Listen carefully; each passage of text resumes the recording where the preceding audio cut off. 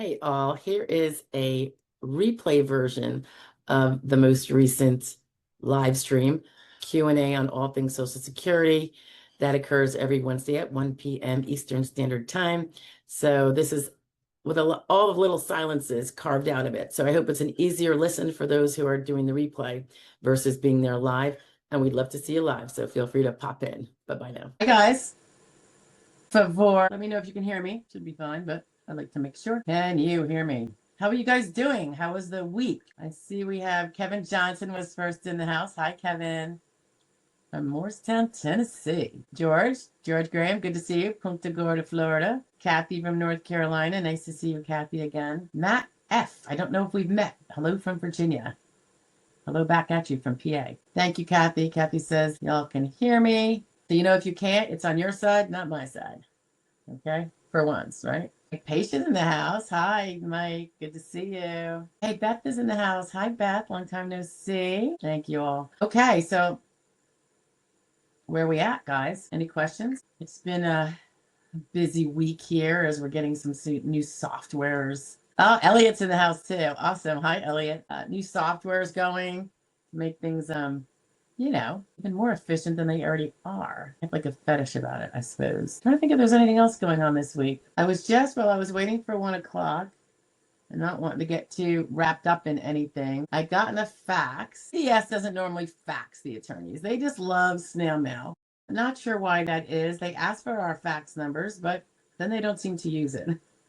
And if they do snail mail, it means it's probably going to be 10 days to get here. May or may not get here at all. You guys probably have that same problem. So I don't really understand why they don't use fax more often. But it was funny because what's today, Wednesday? It was either yesterday or probably Monday. I had called the adjudicator because my client said that he got this message. And I always tell my clients, don't pick up the phone, just take the details and give it to me and I will call them. I don't want them calling an adjudicator. I'm sure that most of the time it's innocuous and it's going to be basic, but I have personally seen times where it was little sneaky little questions asked in a sneaky little way to get the answer couched in the way they sought it. And it was very underhanded. So I just don't want any of my clients to be the one that might get that happen to them this month versus a different. So I just say, I'll call them. So in this case, it was about wanting to know about any mental health treatment. The person just applied. I mean, we literally sent the application in a few weeks ago, or I should say we were connected a few weeks ago. And whenever I get new providers, I send them the same day. We send them right away to the adjudicator. And if we get my clients report ideally on a real-time basis, when they get out of an appointment, boom, they have this particular dedicated thread for them to use in our portal to tell us about 4 little pieces of information about the visit. And then we always know, each and every visit, never have to do this big catch up later, I mean, the OHO will want a big catch up. And when you appeal, you have to do a big catch up. And we make them respond to those on our data packets. So we have our backup in case they ever say, well, did they tell you that in the boot? But all along, we're always sending them stuff. It's just what we do. Our initial and our recon is not a sit on your button, see if it happens organically or not. So I called her and I told her all these questions, and then today I get a fax with the same questions. And please respond by May 9th. And I'm like, my goodness. Unless maybe that was like cued to go out before I called her. I don't know how their system runs. I mean, I literally spoke to her a day or two ago. She was very nice. So it was about any new updates and any mental health treatment due to the allegations of poor concentration, anxiety, focus issues, more distractibility, which we tend to do when we're in pain or anxious about our conditions. So I just reiterated. And the way I did it, guys, I just took her letter. I used my little AdWords function and typed, as per our conversation this week, I reiterate the substance down below. And then I put a little arrow for each question that said, see the application and the 3368 info provided, plus all updates from this lawyer. Number 2, please give us contact information for all psychological providers. I told her there was none yet. Told her that on the phone. So I just said, still searching for one. And number 3, ask for contact information for all psychological hospitals. Okay, person's never been psychologically hospitalized. It's not a person who's disabled due to some severe mental egregious illness. It is the symptoms of, what happens mentally, cognitively, this much when we, deal with chronic pain. Or it could be a neurological thing where you're starting to be able to, walk as well, do things like that, and you're you kind of have to have help and mitigate your activities and any driving you used to do. Like it's a real big crunch on the quality of life. And a lot of people do, whether they go and get diagnosed or not, probably have difficulties adjusting to the new normal, which is not as nice as the old normal, right? So anyway, and then I took my digital highlighter and highlighted in yellow all the responses so you can't miss it. And I uploaded it to the portal under representative correspondence. I'm like, I'll get you an answer fast. This is how I'm going to do it because I like it documented in the file. So I made it clear that we just talked about this on the phone. So if anybody else gets it in the future, it's a little wasteful to do this. It's not like she said, hey, can you send a letter to this effect? Which, by the way, I will if it's something that is going to be case pertinent that I do so. I like to back up in writing. This stuff wasn't. Anyhow, that was what I was doing before I hopped on with you guys. I'm like, I'm gonna slap a funny little message back with all the answers she asks right on the form. It's not a form, it's a letter that she asked it on. It's so ridiculous that she asked it. Why should we put out another letterhead? Anyway, okay. So do we have questions, guys? And how is everybody's week? Anything exciting going on? Any SSS news I haven't not caught up on because I've been thick in the weeds this week in a very good way, I might add. I'm just going to scroll down, see if anyone's throwing out some questions. Hi, Elliot. I said that before. Tanya, nice to see Tiny Sims in the house. Dimple, hi, Dimple from Ohio. Deanna's in the house. Hi, Deanna. Papa's in the house. I was also, before I did this little letter, catching up on the comments, underneath the videos and stuff like that. So I literally popped from there to this to here all in the same hour. I know the comments responses. I'm almost thinking if it's not offensive to anybody or totally out of line, if I can just hold myself to a standard of getting them cleared out the morning of the live streams, because I'm kind of like in here anyway and not getting into too deep with anything because of the 1 o'clock. So I'm wondering if everybody can be like, well, if it's 5 days, because sometimes I've seen like 6 days, 8 days, yikes. I don't want to do that. I like to be a little more timely, but it is really busy. And there's a lot of them at times. I thought, well, maybe that'll be my pre-live stream task, is clearing out and responding to the comments in the, under the videos. All right. Papa says, this is Papa's Place. Ms. Joy wanted to thank you and Jonathan for the guidance on an initial, and fully favorable with onset. Papa, we were just... All right, so you're the one I responded to a lot of your, you're here a lot, but also you do some great, shares in the comments under videos. And I just responded, and I think you were still waiting. Couldn't have done it without you. SSA called me directly to let me know. That's awesome. Yeah, Jonathan, he's a like-minded individual in many ways with me on the whole Social Security stuff, so that's cool. William S. is in the house. Love what you do from Montana. Hey, William. We might have another Montana in here today. We often do. Michelle M is in the house. Hi, Michelle. Hi, Stephanie. From your experience, what is the average time for a CE on initial to submit their report to DDS, or is there a deadline? I think if they don't submit it, the DDS is going to get on their case. I have seen a few weeks go by. I haven't really seen more than, say, 3, and that's on the long side. I would say I usually see it within like 1 to 4 or 5 days. But as you know, there are exceptions. That's probably... if any of you are seeing longer than that, that's probably why. If you think about it, the person could have done the CE and then gone on vacation for a week. You'd like to think they would have made an effort to make sure that was popped out beforehand. And if you see the quality of some of these CEs, some of them are really good. Even if you don't necessarily agree with their opinion, they are cohesive, comprehensive, and fully explain things. And then some are clearly templates that default to perfect body, perfectly able to focus. I'll see ones where they'll say, they'll do like, this is a mental, for instance. They'll do like 3 items that you're supposed to, like, they want to see if you recall it as soon as it's said to you, and then 5 minutes later. And they'll say, do the 3 immediately, but none after 5 minutes, or 1 after 5 minutes. It's a memory test of sorts. And then their conclusion will be good memory, no problems with memory. Really? And then to say I would have no problem with the mental requirements of unskilled work. An unskilled job still requires you remember things after 5 minutes. Like business, what you're supposed to do. Or if your boss said to you 10 minutes ago to go take out the trash and you forget. So I don't know. I just sometimes it's such a joke. Anyhow, yeah, it could be any distance of time, but I do think the DDS person will get on them pretty fast. And I think if they were habitual on that, they'd probably be dropped from the pool of possible consultative examiners. So sorry. Sorry. Don't poop on me. Come over here. Say hi. Hi. Watch, she pokes me in the eye. Just kidding. She's never done that. Hi, baby. You're like, what is a fan making you cold? You're like shaking, but it's warm in here. It seems like this is so close up, doesn't it? I don't know. I don't understand this camera, truly. Barbara Gillespie's in the house. Hi, Barbara. Nice to see you. Danny, you like my hair today? Maybe it's a good hair day. Yeah, it can vary for sure. I think the shampoo matters too. I've been playing around with a few. Elliot says, as an advocate for the chronic pain community, I can tell you from many people's perspectives, grief counseling is often beneficial when dealing with a lifetime illness. Yeah, I'm not sure I would even call it grief counseling, only because I wouldn't want people to confuse it with when you lose a loved one to death.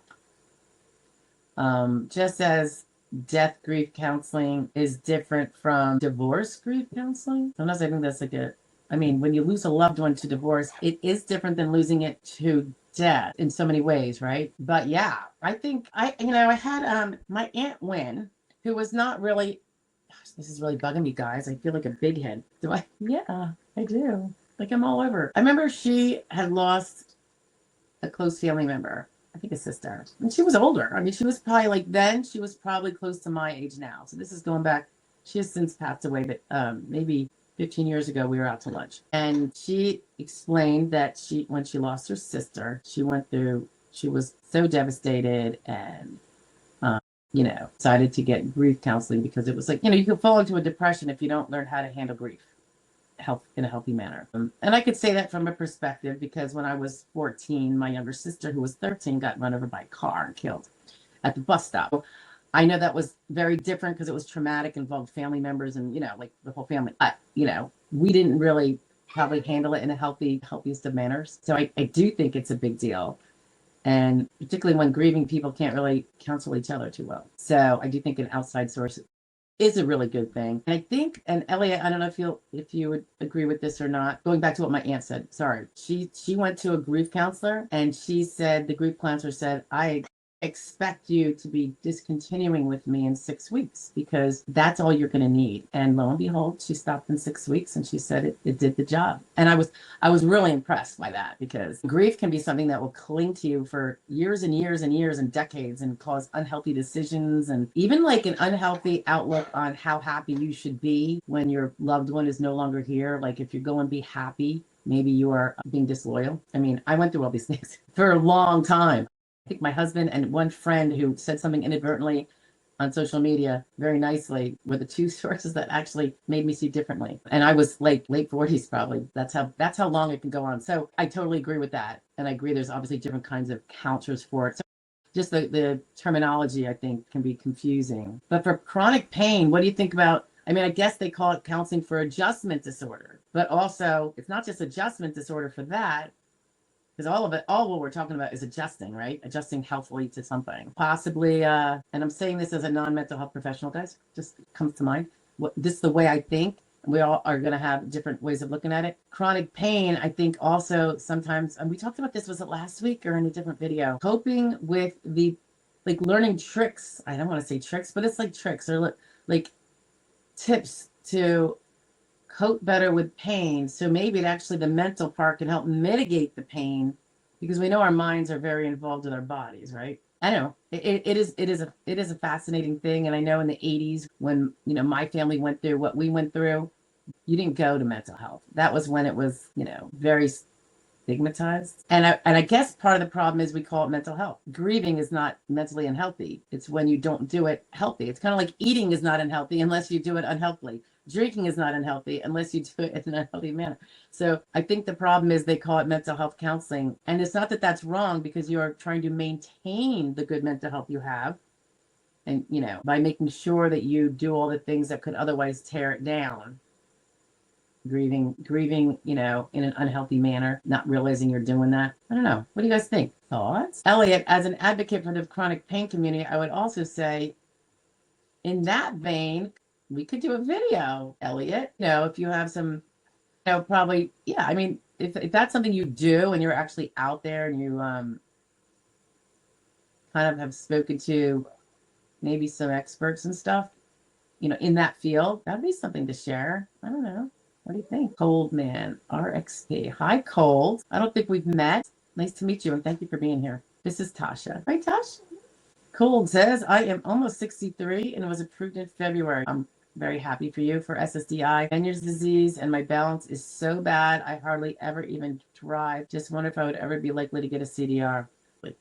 I mean, unless you screw up and do something completely inappropriate, I don't think you're gonna. I'm guessing they put you. Do you know what your diary is? I mean, if they put you on a 1-year diary, which I doubt with that condition, then yeah, you're probably gonna get one. But they probably didn't. And if you don't see it in any paperwork, Cold, you can call your field office. It will not detract from your case or cause a CDR, guys. It will never do that to call and get your diary date. And the diary date, of course, sometimes it goes longer than that because, they get other priorities. Okay. William S. Hello, William. I received a CDR about a month ago, and the printed CDR on the envelope freaked me out. Why? Hey, Kosher's in the house. Hey, I heard something about you, Kosher, from a fan of Walter's channel, said that you are an excellent moderator. So someone just gave you a big, huge, kudos. I just wanted to share that with you.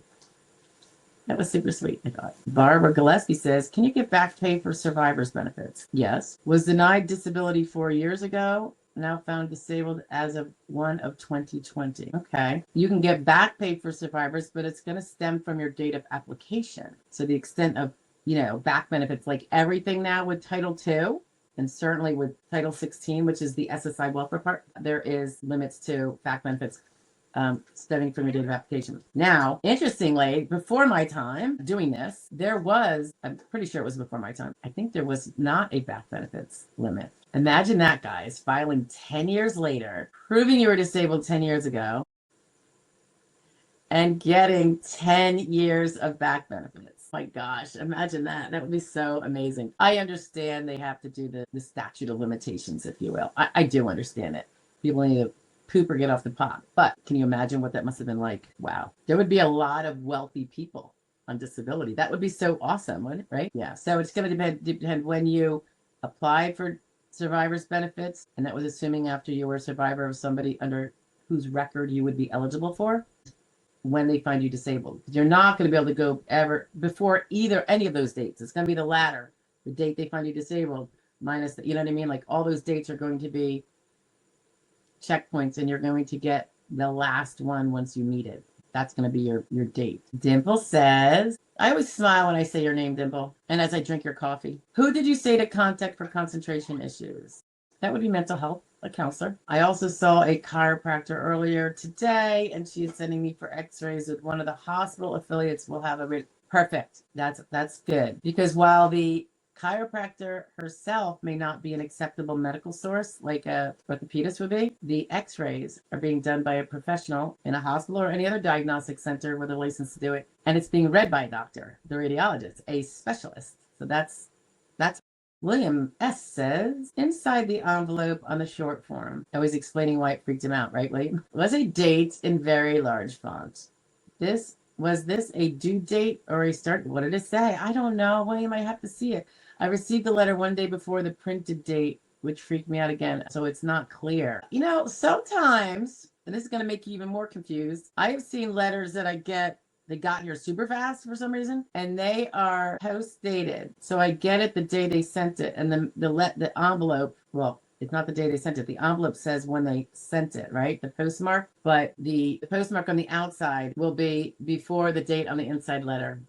And that's been going on for years. I don't know why. Anyway, it's a short form, so that's a positive, William. Grab the positives. The Rocho's in the house with the pretty flower. Hello, everyone. Stephanie, happy to hear your all things Social Security. Oh, thank you for being here, LaRocha. It's always good to see you. Joel's in the house. Joel, have we met? I know there's been a Joel in here. Was that you? Or is it Joe L? I see a capital L. I think it's Joe and then L. Am I right? Hi, Stephanie. Any idea on the average time to hear back from SSA after submitted the signed application? It's been almost 2 months and SSA website still shows an application incomplete. Yeah, that's infuriating. So, I mean, I don't know why they're so slow. And they're like, they'll say it'll be done within 3 months. Really moved out of the field office to go to the medical workup office, 3 months. It should be less than a week. Period. End of story. Full stop. That is what it should be, unless you left something out that's important and they left you a phone message about it. My opinion, but I'm pretty stubborn with my opinion when it's firm like that. That's ridiculous. I had a recent issue. This was probably last week. It's been a couple months since we submitted representation documents on a person who's going to hearing. So they have to process that. And I think they did say, we know you have a representative so-and-so, but they never connected me to the electronic file. I think that's what that was. And so I am boom, boom, boom, blasting them with recent. Get it together. In a pretty harsh language. I drafted a very harsh letter. I might have did I say this to you guys last week? Or maybe in a video. I feel like I was just talking about it. And I'm like, all right, from now on, I'm not tolerating it. When it's going to be approaching 2 months, at the very least, that's when I'm going to be sending out the harsh letter and saying, if we don't see connection within 2 weeks, it is going to the congressman. Period. You guys can deal with. I'm sure they track how many congressional inquiries they get, and it doesn't make them look good. It's like a bad experience rating. So I'm gonna do it because it's only appropriate. Because it's just ridiculous. Another one, same thing. I sent one letter out, said the same thing, and this is all last week, and now I'm connected. So take the threat seriously because I'm contacting your congressperson or my client's congressperson, helping my client contact the congressperson. La Rocho's in the house. Yeah. It's funny. I always say she's talking about the traumatic experience. 40-something years ago, guys, it was 1982. Totally been functional the whole time, but in a very maybe dysfunctional way when I was younger. Got through school, did everything you're supposed to do. But I always say it's not, the thing is horrible, right? It's the aftermath that drags on, even if you're healthy about it, the ripples. I see what it did to my parents, my wonderful parents who had a fabulous marriage with 3 daughters, now 2. They lasted 3 years. They couldn't grieve the same way. It was traumatic. And then, some over the course of time with, I won't even get into it, but I always say it's the wave after the traumatic boat, goes flying through and tears everything up, that it's like a forever ripple.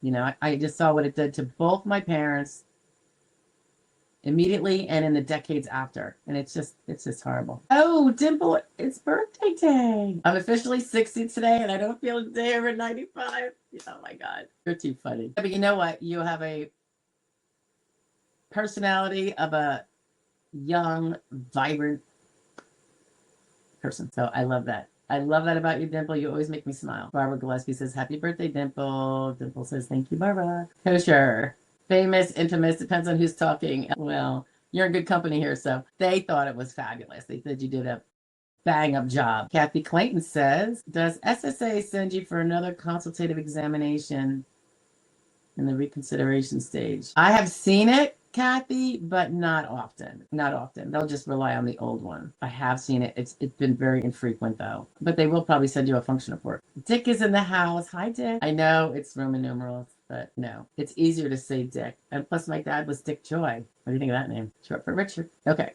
He says hello, and I say hello back. Little Nutty's in the house. Hi, Little Nutty. Have we met before? Little Nutty agrees, Kosher. Kosher's a very good moderator. It can get pretty crazy at Walters. Well, I imagine it could be. When you think about what's being discussed, I would think it would be, people would be flying off the handle. Wayne Corder. Hello. Always enjoy your live stream. Have a great day. Thanks for showing up, Wayne. I appreciate you. It's Joe L. Good to see you, Joe. Joe. I gotta slow it down, right? Impossible. I always tell people on your settings in YouTube, you can adjust the speed of the speaker. So I recommend everybody do that. That is not really used to fast talkers. I am used to fast talkers and obviously do it myself. So LSH, who is that? You might make an interesting guest of Stephanie's. Who is LSH? LSH? You know what would be a good speaker too? Good duo. I usually just have, other, like Jonathan or Shauna. But, and those are great. But someone who, the only way I would feel kind of comfortable if it's someone who was not a beneficial, well, we could do a pre-recorded. Maybe that would, I would be concerned that someone who is claiming benefits, either pending or has, that they might say something that could be misconstrued and hurt them. Now, if someone was a listing level of something, that's obviously not an issue because there's no RFC to deal with. So I'm thinking someone who's now tipped over into retirement, like 67, yeah, or is no longer on SSD for some other reason besides retirement. I don't know, just a thought, because it would be interesting to see What ish? I see. Kosher. Okay. Yeah, I don't know what you'd want to talk about, but if it's something, I'm just concerned about someone who's on disability because I always think of, who could be watching. And it's not like doing it is indicative of being able to, for the vast majority of disabled people, individual, indicative of being able to work on a sustained full-time basis. But I just always feel very protective of people in that way. Okay,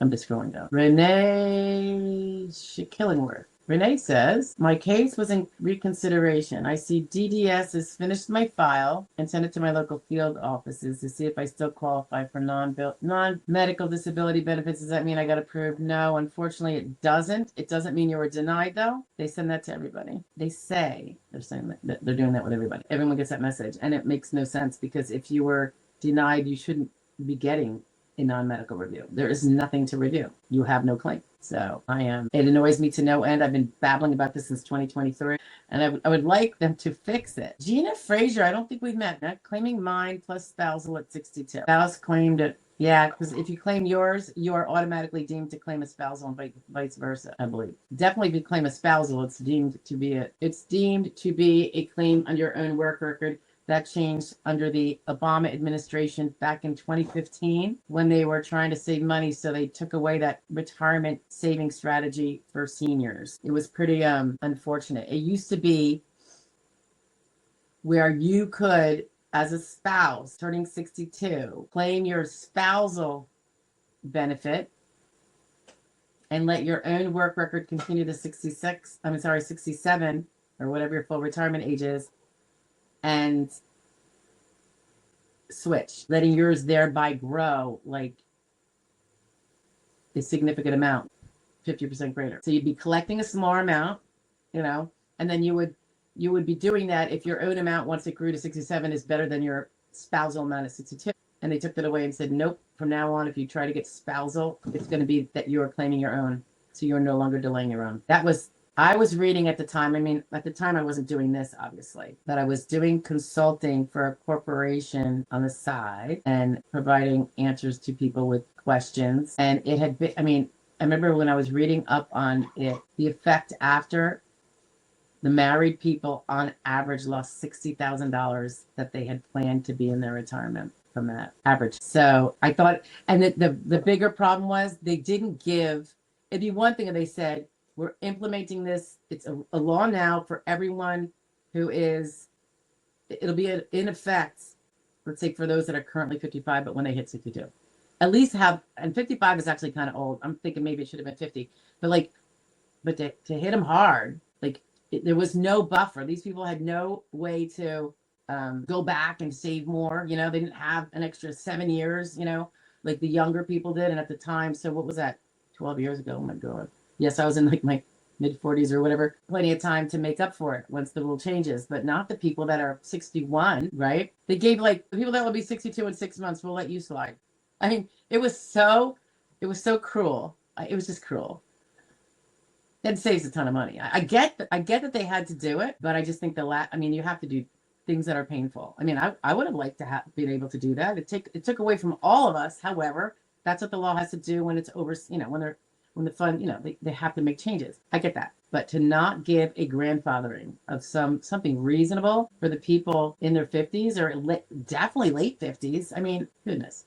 All right, my vent is over. Kosherish says, I'm step 3, listing approved at 53.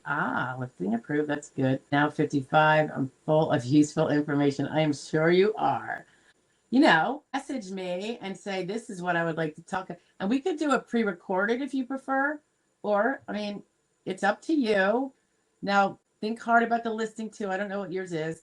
Let's say it was blindness, listing level blindness, and there is no cure. And we don't anticipate one. I would feel more comfortable with something like that. But sometimes listing level things do have recoveries. So the listing level gets you the win without having to prove your RFC at that moment. Do you have a DLI? Not a DLI, a diary date? Oh my gosh, the dates are on my brain. A diary date, Coach? Because if you do, that's when they're, and if it's 5 to 7, safer. If it's 3, they expect you to improve, so definitely look at all those things. Little Nutty thinks so highly of you, kosher. Okay, AJ is in the house. AJ Moore. I don't think we've met AJ. Nice to meet you. AJ says, I'm confused because all my payments show SSI back pay, but SSI has said that I'm not eligible due to my SSDI being too high. So why does it keep saying SSI instead of SSDI? I wouldn't know because I don't know what you're looking at, but it would be true that if you have a high enough income, you're not going to get the SSI welfare income too, right? That's for the people that don't have that. It's to, help them. And we can't be giving it to everybody who's got it already. If you're not getting SSI, it's because your SSD exceeds what SSI would give you. All right. And sometimes it exceeds by triple. And sometimes it exceeds by $50, but it doesn't matter. It exceeds. So you're already getting what would be needed for SSI. You're getting it from your SSD. Now, I don't know if this is what you're potentially dealing with. If you are waiting, if you just won, and if you had months that you were not going to get SSDI for, the first 5 months of SSDI disability are not payable. It's the waiting period, AJ. If you had the SSI application in at that time, let's say you did it concurrently with your SSD application, you would get 5 months of back benefits for SSI. So they might just be figuring out what those are. They got to make sure that your perk going to be all your financials during those 5 months were in line for you to be able to get it. We know you didn't have SSDI during those months. So was there anything else? Did you have a working spouse that made too much? Did you own or with regard to resources, did you have a second car in your name that's going to make you disqualified, or a piece of real estate in your name that you don't live on? Those things would be things that would disqualify you if you still had them. If you were renting out a room and getting income from that, depending on how much it was, that could disqualify you from SSI because you have that income. So all sorts of things to think about. If you have a 401k that's going to boot out SSI, so you spend it. Dipple had to scoot. I'll catch the replay later. Thanks, Dipple. Good to see you. I'll talk to you soon. Coacher says, I don't know which listing I met, although several were possible. I'm a 3. All right, 3-year cycle, to keep robust with your treatment, right? Not necessarily as robust as when you were fighting for it, but 3-year means they expect you to improve. You might want to get your DDE, kosher, disability determination explanation. You can get it from your field office. They should be able to email it to you, or they should be sending people this automatically when they prevail. Or when they are denied. It should be attached to the letter. It drives me crazy. I don't know if they just, they're more transparent than they were. I know last year we got in where, now, we attorneys and non-attorney reps who have access to the electronic file, they now, as a general rule, put in the DDE on initial when the person gets denied or awarded, and on reconsideration, award or denial. In the past, prior to that, and the DDE is very, very, very useful for strategy, seeing exactly what happened, where in our mind, where their misinterpretations of evidence came in, and we know what to fight then, right? It used to be up until, like a year ago, where we could, I think it was last June, less than a year ago, where we could not get our hands on that until we appealed for an ALJ hearing. You really want that way before. That helps us guide our people even better on initial and recon. So hopefully they can win on recon if they were denied on initial. But, so we do have access now. We're trying to get access to more sections of the file. I personally think we should have access to every SSA letter that came out of the field office or the payment office or everything else. It should all be in that electronic file. Because not everything is about medical. A lot of it, a lot of cases, it is about overpayments and this and that. And, we should just be able to see it all. The rationales, everything. That would be transparent. Who doesn't agree with that? Gina says, sorry, was asking if my survivor benefits would always be reduced because I claimed mine plus. You can't get 2 people's benefits at once. So they can't stack them, Gina. You're going to get the highest benefit you're eligible for. So each benefit eligibility is a 1-person thing. You can't have 2 of them. You can have the maximum. And then sometimes if that means you're taking more from the spouse and your own, you can take less from the spouse's maximum benefit because yours is going to be taken to get you up to here. Then the spouse will be whatever is going to be, because his spousal was bigger or survivor was bigger. That'll be tacked on top. It's important to know that because with the family max, if there's a child under that spouse collecting a dependent benefit, you taking from that would then potentially, you both couldn't take your full amounts that way. Thankfully you get yours, and then whatever would have been the amount you get from his maximum, his family pot. But yeah, you can't get two. And it's really important to know this, guys, because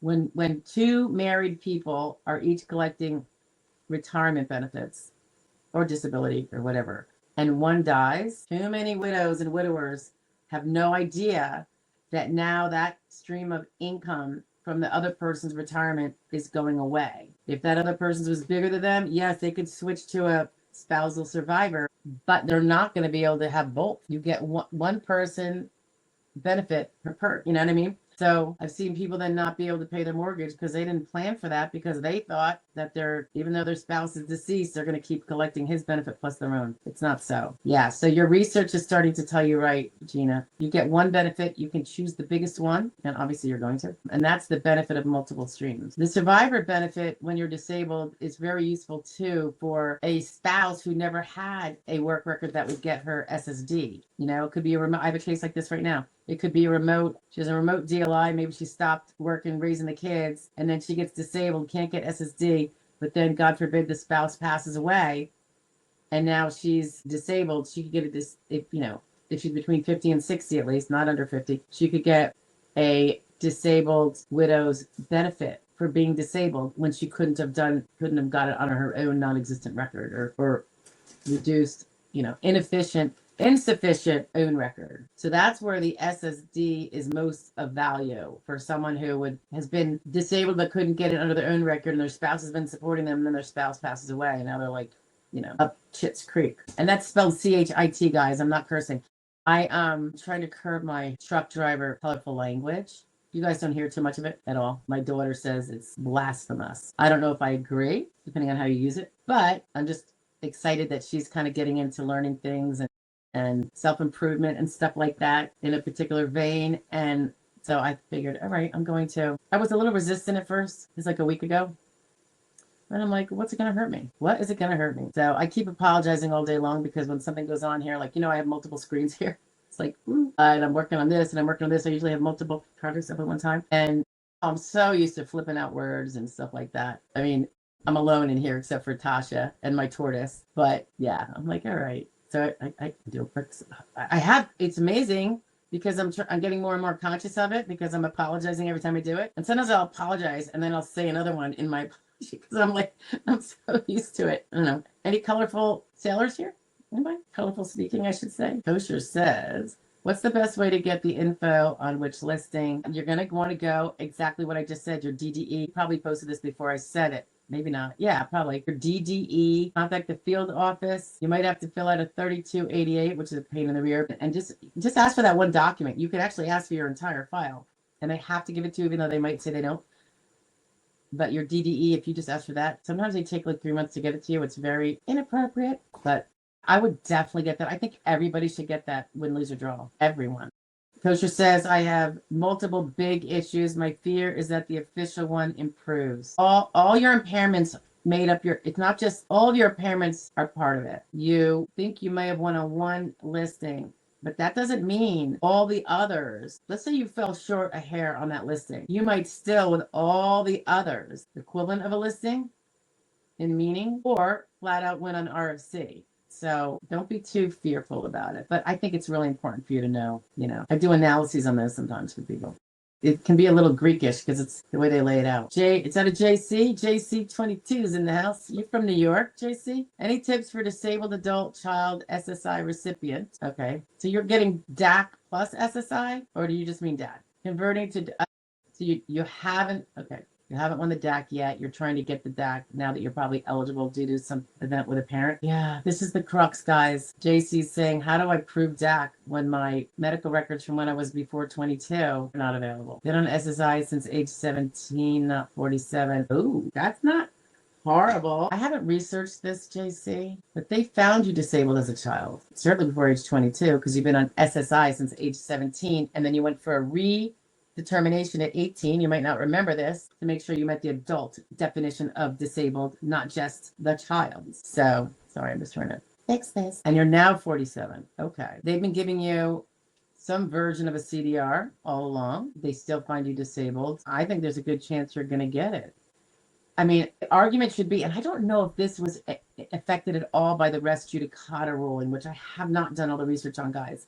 So I can't really speak to exactly how it worked because they tweaked it in some way. But if they've been saying you've been disabled every year since 17 years old, how can they now say you haven't proved that you were disabled before age 22? And that's where I think that whole collateral estoppel should be holding out. I don't know if that's what the law says. Collateral estoppel, res judicata, whatever. I mean, they could say, they look at evidence now and say, well, he's not even treating now. We don't think he's disabled now. That's a different story. But the proof, that should be, and again, I'm not sure if the law has caught up with the logic here and the common sense of it all, but that should be the way it is. Yeah, CDR, if they say you haven't been treating, therefore there's no proof you still are disabled, that's fine, that's fair. Obviously keep treating there, JC. But I would be arguing that no, they every year they have approved his claim. It's a monthly claim if you think about it. You just don't have to do anything about it. Every month you have to be disabled. They've said he was disabled all those months through 22 and every month since. This would be my vigorous argument. And I would be looking up that whatever that new tweaky thing was. It was recent. Coacher says, didn't get a DDE. And when I called SSA, got a guy that said he wasn't supposed to tell me like a secret. That was just an ignorant, lazy poop. It's like ridiculous. Not supposed to tell me. You know what it is? He's not really supposed to be looking, spending time. What he should have done is sent it to you. So you can ask for a copy of the DDE. They might say, well, fill out the 3288. So then go fill out 3288 and you can get it.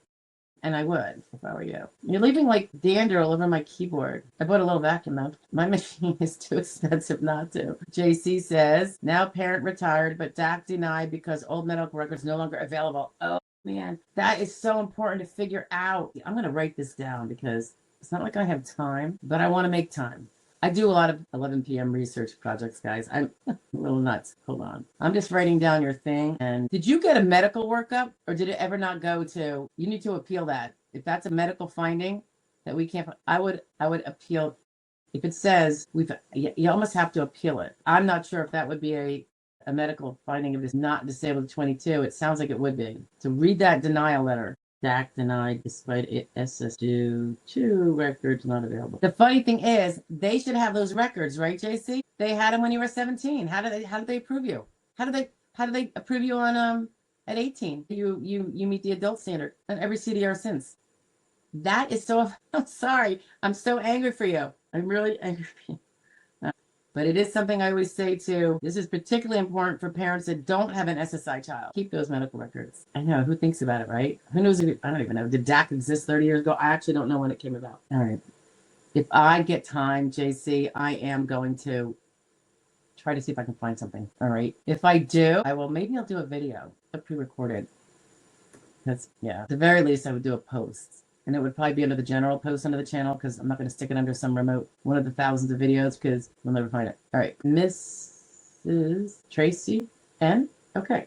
Yes, my friend found that out the hard way. Are you talking about JC's problem? I hope did you guys both get lawyers or non-attorney reps who like to do these it's kind of a pro bono thing, but it's such an important issue because it affects everybody, not just you because of your medicals. It's such a widespread thing. Lori Gannon's in the house. Hi, Lori. Every time I go to, nice to meet you. I don't think we've met and I don't think you've been in here. Your name sounds familiar though. Every time I go to doctor, we are finding new issues in addition to the original one that's disabled me, such as testing with results compatible with MS. Oh, I'm sorry to hear that. So I'm not sure what your question is. JC says, how can someone be found disabled for SSI purposes for the past 30 years since 17? Exactly spot on. But that's not evidence enough to prove they have been disabled since before 22. Yes, that's exactly it. The illogic is like ill-intended. It's like, it's against reality. And I can't stand that. This Mishken, I'm 65, or Micken. I'm thinking it's like Michelle and Ken. I'm 65 and have been on SSDI since 2004, right? So 22 years. So you were a young person when you started. I was just recently awarded VA disability. Does this affect my... No. Well, no, because you're talking about P&T, right? Not at all. You get both, my dear. And thank you for your service. I appreciate everyone here does, I think. Yeah, you guys are the bomb. But yeah, that's the beautiful thing about VA P&T. It's just a beautiful thing, the way it should be.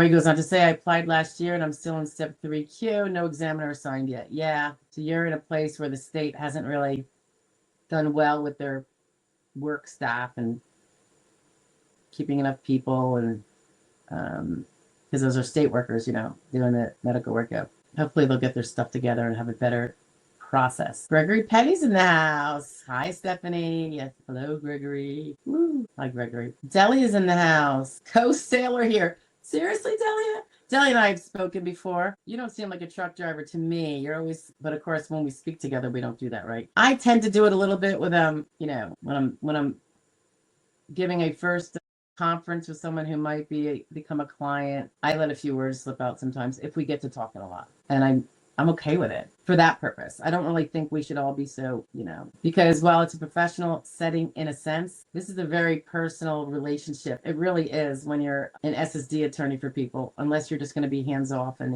let your minions do it all. But so, yeah, I do let them fly a little bit, and nobody seems to care because apparently everybody else does the same. And I kind of want people to feel comfortable talking to me and not feeling that they have to always be stilted.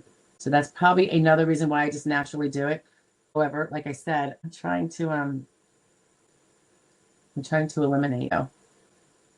I don't know if that'll make me a far more boring person. I hope not. We'll see. Jen Me's in the house. Hi, Jen. Hi, Stephanie. Happy Wednesday. Happy Wednesday to you, too. What, in your opinion, causes an ALJ to tell you they are going to approve favorable at the hearing? That's happened to me. Yep. Probably at least twice in the 21 years I've been doing this. I think twice. Definitely once, but possibly twice. And there are other times when they have their questions and dicta have implied the same, and then they didn't. And that happened recently. Jen says, is that just a nice judge? No, that is a mean judge. That is a horribly mean judge. And I think it should be considered officially unethical. The implied stuff is a little bit of a gray area, but to outright say it, no. I'll tell you about the incident I had. So I actually was in Savannah doing this hearing. This is probably not 20 years ago, but close to it. Maybe 2010 or something like that. So I was doing this hearing in Savannah. The reason why I went to it was because I was going to be in Bluffton, South Carolina at my in-laws, which is right by Hilton Head, which is not far from Savannah.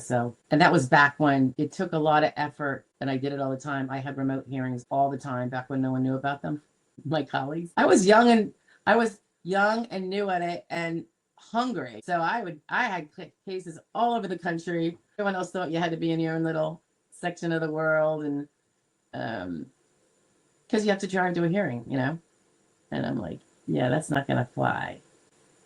And I got it arranged with my regional hearing office that I would go for my locals. Those hearings they had video rooms. So they would let me use a video room, and they would use their equipment. And I could be having a hearing with someone in Florida or Louisiana or California or Arkansas or Washington or Hawaii or wherever. It was that judge, though. He actually offered a closed period, and my client declined, understandably, because he was still disabled. And I thought it was pretty clear. But the judge, I don't know if he did it off the record, so there was no proof that he said it. I'm trying to remember. So the offer for a closed period, and if you guys don't know what that is, that's when he says, yes, I could find you disabled, but I think it ended on this date, so you'll get the in-between period. And now you're not disabled.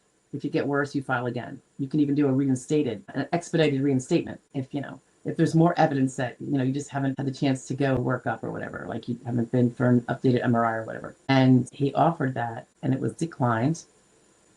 And I thought it was okay that my client declined it, because it would seem ethically that the judge would then issue a partially favorable, not fully, because he obviously believes it's a closed period. But how do you go from saying I can offer you a closed period and then not rule that way? That means you're not ruling pursuant to what you see from the record.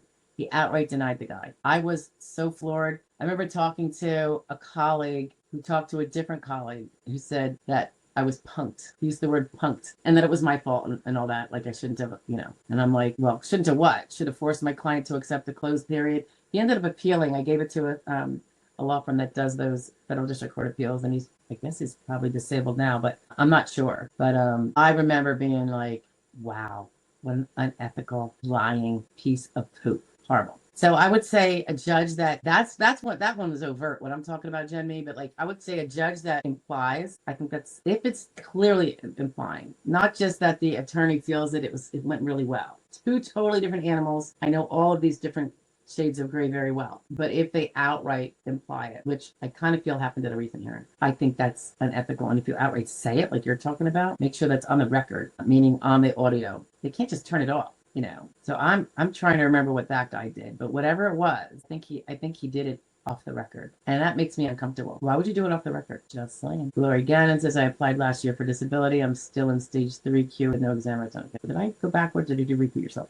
So I think we haven't met. IBDTNTR. 1B. I'm going to call you 1B. Nice to meet you, 1B. I don't think we've met before. As a disabled veteran, oh, thank you for your service. I appreciate you very, very much. I was denied SSDI because I had not paid into it for several years. Yeah, that's a problem. And I hope you understand why. SSDI is Social Security Disability Insurance. And so like all insurances, you have to pay for it. We pay for it through our work taxes. We don't actually have to come out with a check and pay them outright, right? It's all part of the taxes.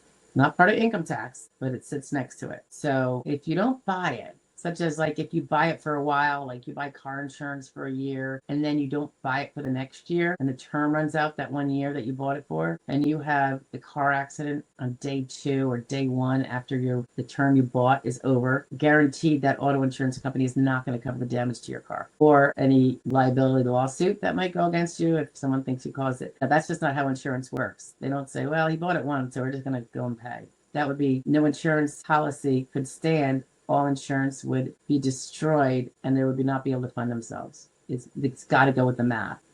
The premiums and the payment of them are all based on, and the ability to do that is based on calculations and how much money has to come to the door. So when someone stops paying, it's going to have to be term. So it is, I always say SSDI is term insurance. Social Security retirement is not. I mean, you'll always be insured for it once you get vested, 10 years or whatever it is.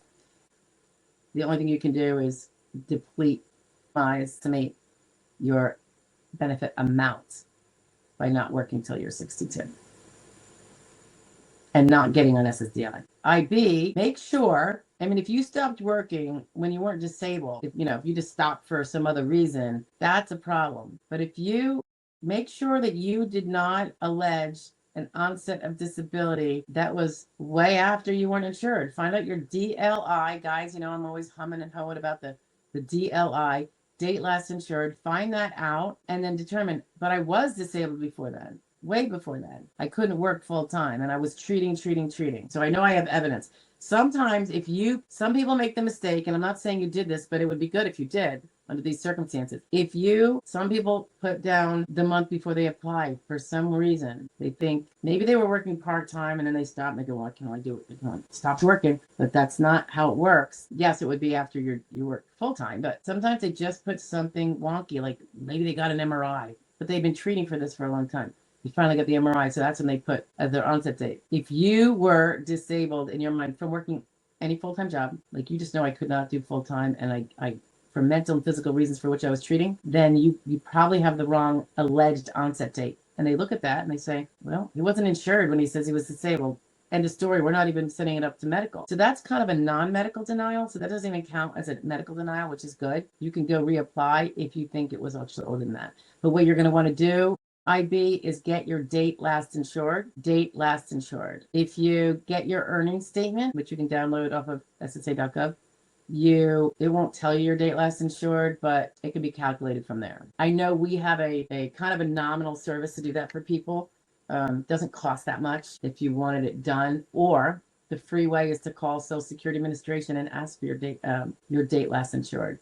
But you're also going to want your earnings statement because you want to see when do they recorded earnings? What if you had earnings that aren't in there for some reason? You filed the tax returns and they're not in there. Just good to check. Brittany says, what does the letters in DAC stand for and what is DAC? Disabled adult child, Brittany. Disabled adult child, and it means the person was disabled before the age of 22. And then to achieve the benefits that a DAC can get, they have to prove that through medical evidence primarily and other evidence that they were in fact legally disabled as defined before the age of 22.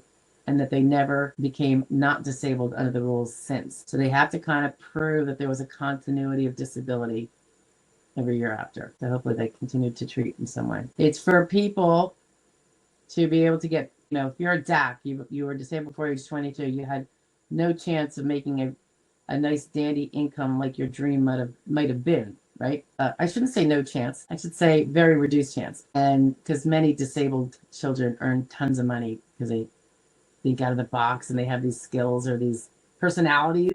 But you know, for the rest of us, they can't get it just because they are disabled for a 22. It's just, you know, now they're 30 and they're like, oh, I could get that.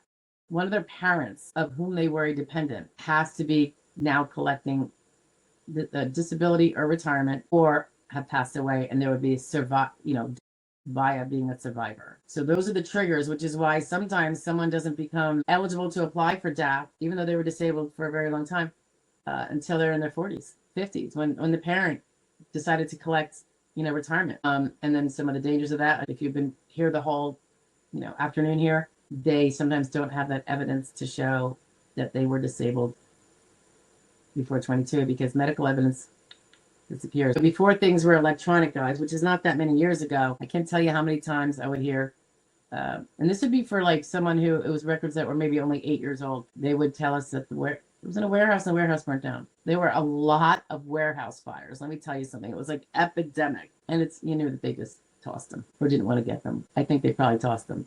I don't know if they shredded them or not, but I'm just saying. I would like to think now with electronic, they would never get rid of anything, but there is no hard rule, really. I think states might have rules, like a 7-year rule on medical providers keeping the records after the person is no longer a patient. And of course, if you are a patient, they better not let any of them go. But I don't think it's universal, and I don't know that it's enforced. Very frustrating. Gregory Olson's in the house. Hi, Gregory. Will SSDI attorneys take on a case where I will probably get approved for the compassionate allowance to the SSA Blue Book? 1117, is that a compassionate allowance or is that a listing? Would they take on a compassionate allowance? Of course. However, if you think you meet a compassionate allowance versus a listing, Gregory, you probably won't need an attorney. So why do that? If you're mistaken, so I would do your research first. You don't really want to waste one bite at the apple without the attorney if you can help it. Read up on it.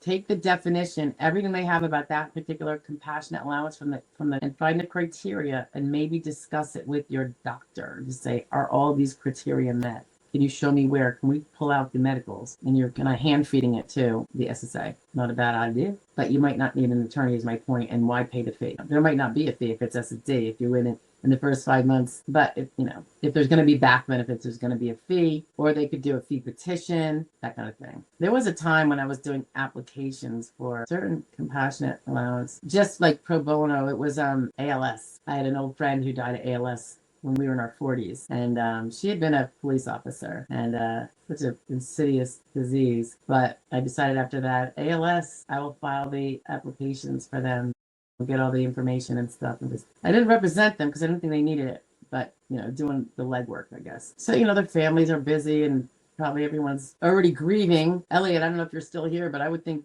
even that diagnosis would be in need of some sort of counseling, perhaps, for many people anyway. Hi, Christina. Hello from California. I appreciate you, Christina. Delia says, Sailor here, although typing publicly might be a little extreme. Yes, we don't do it in our typing, right? And you can always get a good reviewer to make sure, do a little proofread, do a little search. I don't think typing is the same.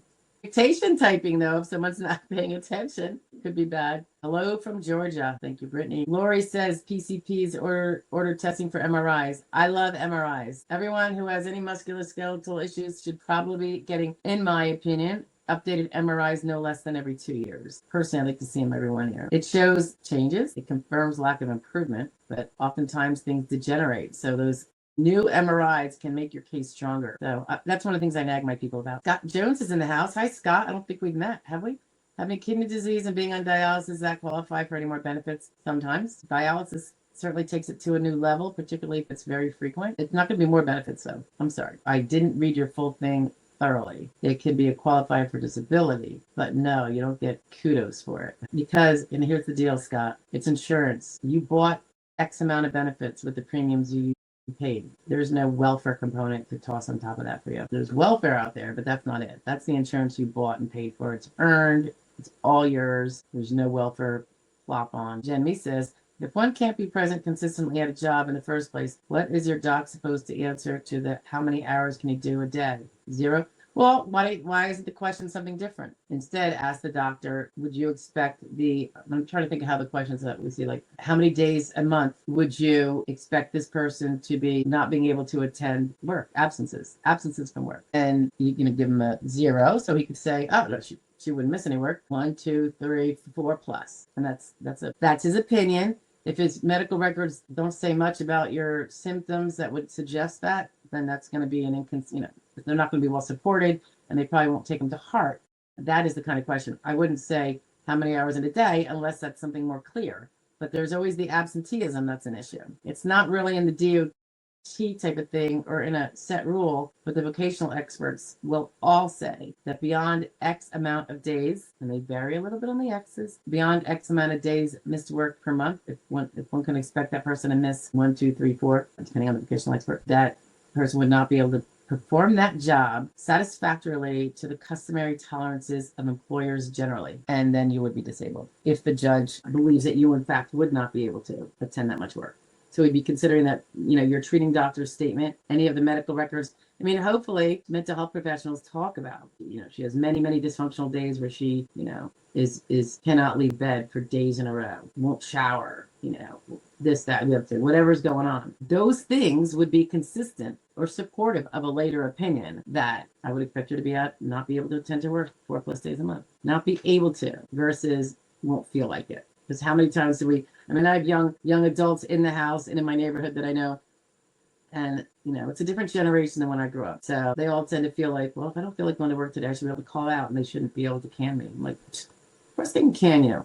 Did your job description say you can call out whenever you want? Like, you're hired for this. This is when you show. But they seem to think, but if I don't feel well, it depends how unwell you feel. And then I also explain, and by the way, do you have any idea if you have sick days? Like, is there an agreement where you get a certain amount of sick days? Are you exceeding that amount? Are you thinking they have to just keep you on even though you're not showing up when you promised? It's amazing. It's almost like an entitlement situation that society has put on them, that they just feel like, it's a beautiful day and I want to go fishing or hang out with my girlfriend or whatever. And then that's like a luxury of the job. And I think jobs have become more tolerant of it because there's so many poor employee morale people out there now, healthy, able-bodied people, not disabled people, like our community here. And I don't know if you guys have seen it. I think it's very, very sad. It's very sad. It's like a work ethic thing. God, I can remember all the days I used to go to work when I worked for somebody else. And 2 years after college, before I went to law school, this is a funny story. I commuted all the way to Newark, New Jersey from northwestern New Jersey. So I had a long commute, worked all day. It was a 40-hour week, though. It wasn't like I do now. Now it's like, 80. But it's a difference between loving it and hating it, right? And Sundays, I didn't even enjoy Sundays. And I had weekends off. It was a 9 to 5, Monday through Friday, like your typical corporate job. And my whole demeanor probably changed on Sundays. I was tearing it up Fridays, tearing it up Friday nights, Saturdays with my friends. And then Saturday, I started getting a little anxious. I really didn't like my job. It was very boring to me. So, Saturday I would just be like, party harder because, you can ignore the fact that, tomorrow's the last day of the weekend. And then Sunday I would just be like, work on Monday. I didn't like my job. And I wasn't looking for like a fun job. I just wanted something that I could be interested in and like, right? Not their fault. It was just, and my father, I've never had depression in my life. I mean, I've had sad periods, like everybody else. And he actually brought me, so here I am, like 21 years old, been working for 2 years. Well, no, started at 21. So I was like 23 probably, or 22, maybe in the middle. And he brought me a brochure about depression. And he goes, because he seems so sad when I see you on Sunday. I'm like, Dad, it's just because I can't stand my job and I got to go to it and I got to do something. That's when I ended up resigning and going to law school. But how funny is that? I mean, it is funny in a way, isn't it? I thought I was depressed. I mean, I suppose a miserable job for too long will make you depressed, though. JC says, all the way ALJ who claimed that medical evidence between 18 and 22 doesn't show severity. On SSI nonstop, I can't believe you went to an ALJ and you did this. Oh my gosh, that might be res judicata now. I think that's atrocious and an injustice. I'm still going to try to find out the answer. I don't know if it's too late for you, JC, but it is appalling. You know, if I do find the answer, sometimes you can file again within a certain amount of years, and under certain circumstances, they will overturn an ALJ. It's very rare. But let's say he didn't consider that law. Thing is, was it a law? Because I've heard about this for years, and I was just hoping that new thing they did maybe remedy that. And again, I don't know. See, Jenny says, by the way, guys, it's 2:30. We're an hour and a half in. What do you find to be the most difficult jobs to eliminate when talking about what jobs are left in the economy by the VE? Well, when you're a young person, as you might be, it's the simple, unskilled, basic third grade jobs because they take the least mental acuity, concentration, and all that. The beauty of proving, as unofficial as it may be at times, the absenteeism problem is that it eliminates all jobs, regardless of anything else. Sorry, I'm cleaning up poop, baby. Nobody can see you. You guys see her? I should have done this before. Sorry. Okay. My eyes are not that good. So think about simple, unskilled, sedentary. Add this to it, Jen. There are jobs that don't require interaction with the public. There's a lot of mental health cases. That's a big issue. And don't require, I believe, any interaction with coworkers. But no jobs under the V exist where you don't have to at least occasionally interact with supervisors. So proof about being unable to reliably interact with a supervisor when a supervisor might want to because it might be one of your off moments, despite the fact that you're trying for 8 hours to do it, you know, they don't like to look at that. They do not like to look at that. We fight that a lot with some of our more seriously mentally ill clients under 50. But that is what I would be pushing for and trying to get evidence of that from in your medical records. He says, judge wanted to approve, but without medical evidence from age 18 to 22 couldn't do so.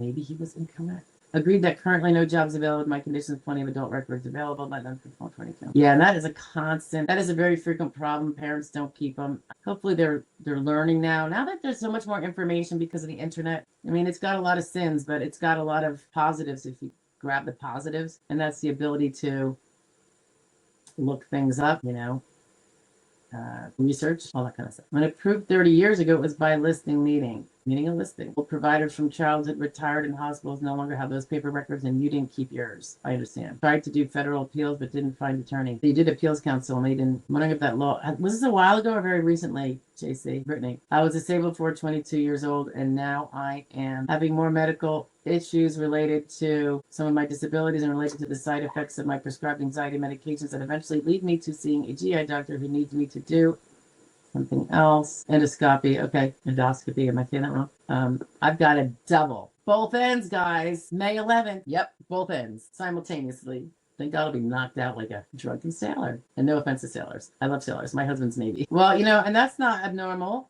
Brittany, probably a lot of people are going to attest to the fact that as we age, different body parts, I mean, the disabled or not disabled, our bodies age and things deteriorate, right? I have GI issues now that I never had, you know, in my ripe old age. So it stands to reason that someone who's disabled is not going to escape the ramifications of time on their other body parts or, you know, organs, all that. Not fun. Don't like it. It is the life in this fallen world we live in, right? King Robinson. Hi, King. I don't think we've met.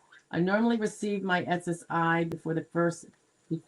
This month, it has not yet arrived. You mean for May? You expected it 2 days before May? Anyone else with this issue? Let's see. May 1st is Friday. Well, when you say normally, do you mean frequently, often, regularly, but not always? Because if the first is going to fall on a weekend or a holiday, they're going to pay you before it because they do not want you to have to wait until after it. They realize that SSI people cannot be saving big amounts of money to buffer and get that rent paid on time. So they pay you before the first to make sure you have money for the first for your rents because most SSI people are probably paying rent. Does that make sense? So I wouldn't be worried at this juncture anyway. It's only the 29th. It's not even the day before. So I would expect you to receive it Friday, actually, because Friday is not a holiday, right?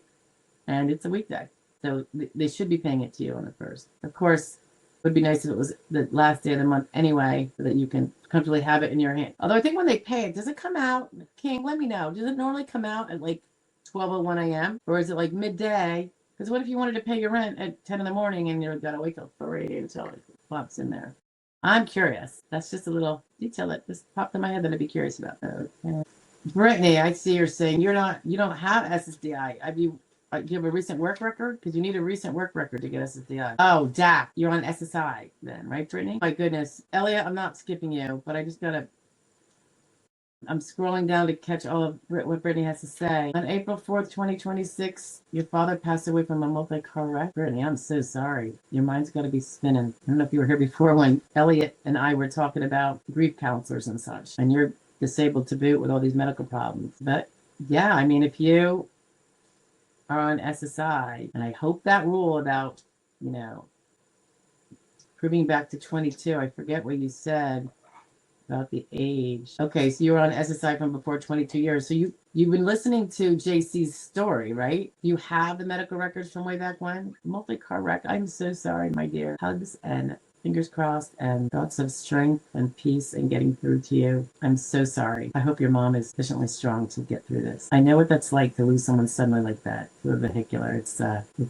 you're probably still in shock, actually. I'm really sorry. I'm going to cry. I'm really sorry, my dear. But yeah, you want to do that. You want to definitely pursue DAC. All right, Christina. Oh, super sweet, Christina. Thank you. Please don't forget to like, share your comment, and subscribe. Thank you very much. And then she also says, please share the live stream. That's not a bad idea. Thank you. Christina is always helpful, A+ for the channel. Okay, so the county school system, this is Brittany, made me come and get my records in the past before they destroyed them. Awesome. So you have those. Still have my past autism diagnosis before 22 years old, just in case. Yeah, I mean, that'll help. I really want to see what that new law was about the collateral estoppel business. I'm going to look into that. JC, it burns me up what happened to you. I don't want to see the same thing happen to Brittany either.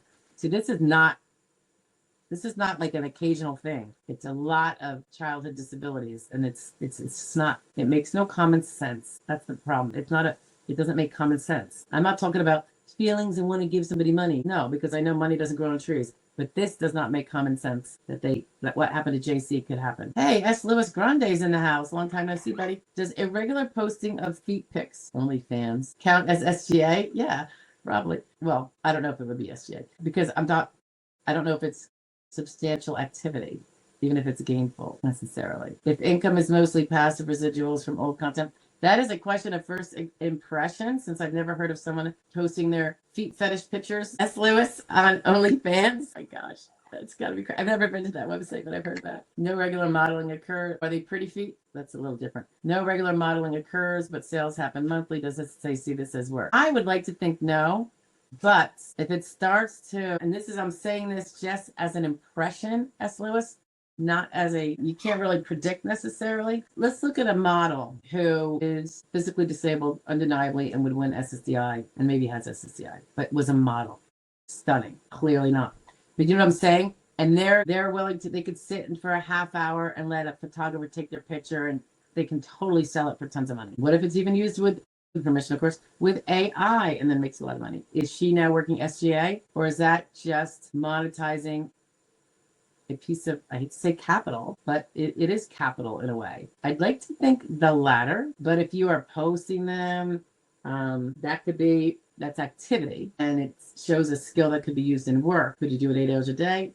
Obviously not. Will the money be SGA? I honestly don't know the answer. And if anyone is asked about this kind of thing elsewhere with other attorneys that are, answering questions, Walter or Jonathan or whoever, I would be really curious. They might all say, no, no, no. I think tread cautiously regardless, because we can all say no, but none of us have actually seen it in action. And I don't know. I still lean towards it would be okay as long as your activity in doing it is no more than a couple hours a month, very low hours a month. But I don't know. Let me give you a for instance. What if I'm a lawyer, brilliant, in a wheelchair, quadriplegic, clearly disabled, on SSD, but my legal brain is so stellar. In 1 hour a month, I can $10,000 because I can see issues other lawyers can't, and I can evaluate their case in record time and boom, give them a avenue that they didn't think of. And it's definitely worth 10,000 because the case is worth 100,000 or $500,000 or whatever. I make 10,000 a month with that 1 hour of work. That's SGA. I think that would be SGA because it is SGA. I don't know. It's racking my brain right now, but think about it. Should that person who can work and make $10,000 a month, he's able to make substantial gainful activity and he's doing it regardless of his disabilities. I think it would be a problem. Are you going over SGA with that foot fetish thing? I'm saying that to be funny, by the way, foot fetish. I'm just amazed. I think feet are like really ugly. Just generally. Most ears too. Not all ears, but most ears. I want to go back to that 1 second. I'm sorry, guys. S. Lewis. Another thought. You say no regular modeling, of course, but sales happen monthly. That means you're reselling the pick. So the pick is an asset. It's just being sold. When you do your taxes, do not put it under wages. Put it under sale of goods. Talk to your accountant. Talk to other SSD lawyers. There's not many that do this kind of questions about this kind of stuff because we're more of the medical people. But I just happen to dabble in it because 10 years ago, 12 years ago, I was doing it.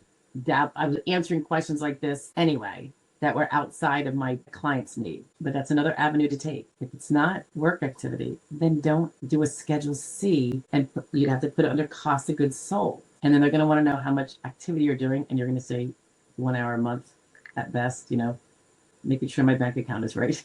I'm the owner of this company that then sells this business. Better yet, you have someone else doing that managing for you. Spouse, a spouse checks the bank account, make sure everything's paid, kind of thing. You own the business. You're not actually working it. Even if someone snaps pictures of your little piggies every so often. Okay, and here we go. So, kind of like a different workaround with the question. I appreciate this, S. Lewis.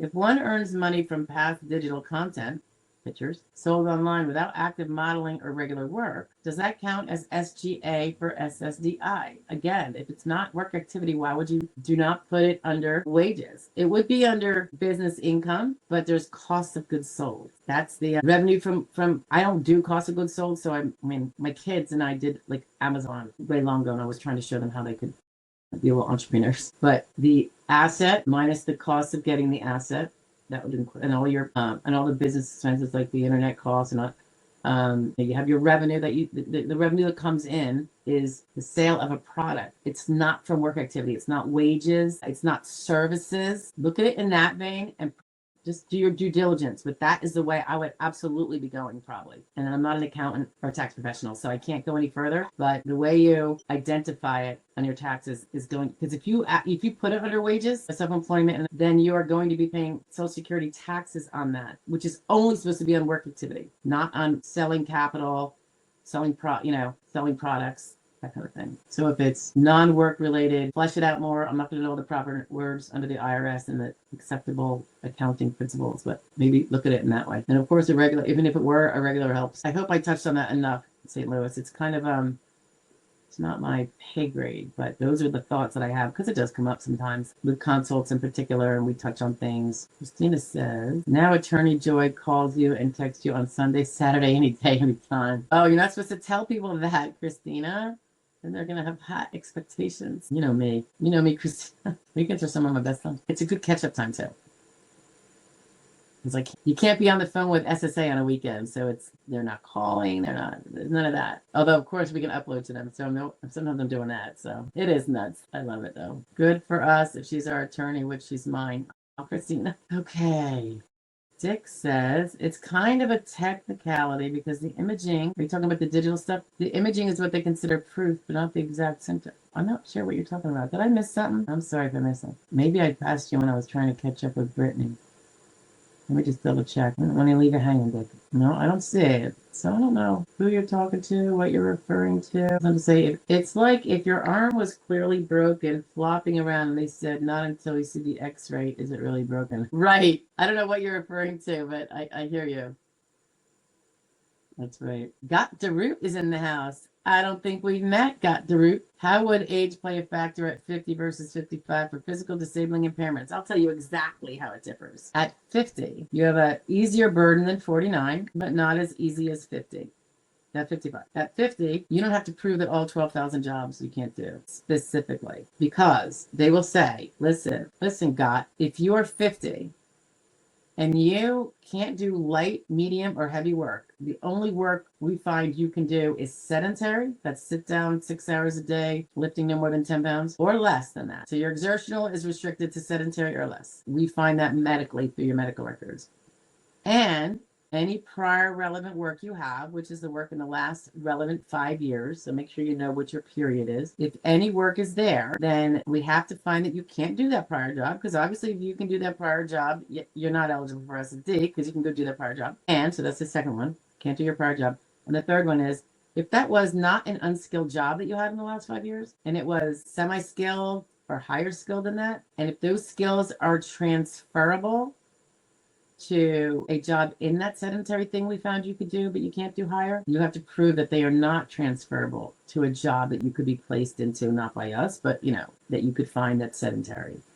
As long as you could, if those jobs will transfer to that job, we'll find that you are not disabled. So you have to prove that there is no transferable skills. And that could be if you have no prior relevant work at all because you haven't worked in 5 years, or that the job you had no transferable skills to begin with. And that's all much stuff you're going to want to research. Or if there are transferable skills because you had a semi-skilled or skilled job, that because of the nature of those skills, they're not transferable, or you as an impaired person cannot transfer them. You can't use them. It could be your memory shot. You don't remember those steps you did with the processes. It could be that it was very fast-paced thinking. Those skills are always used in a kind of fast-paced thinking thing, and you can't do that. It could be, the memory, the ability to apply them because of anxiety and reduced concentration.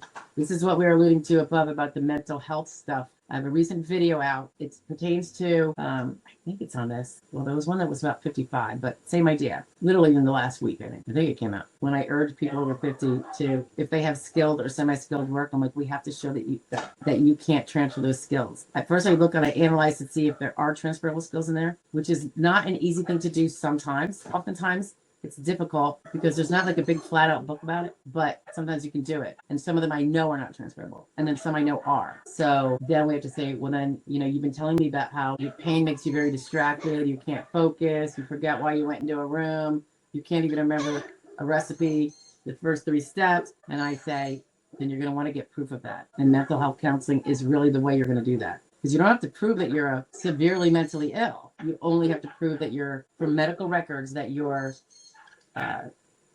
ability to focus, concentrate, do all those, because that will affect your mental capacity to do mental skills and to transfer skills that you learn there. You have to learn them, absorb them, and be able to use them. So that is where you're at. So the difference between you and a 55-year-old is going to be that exertional level. The first one.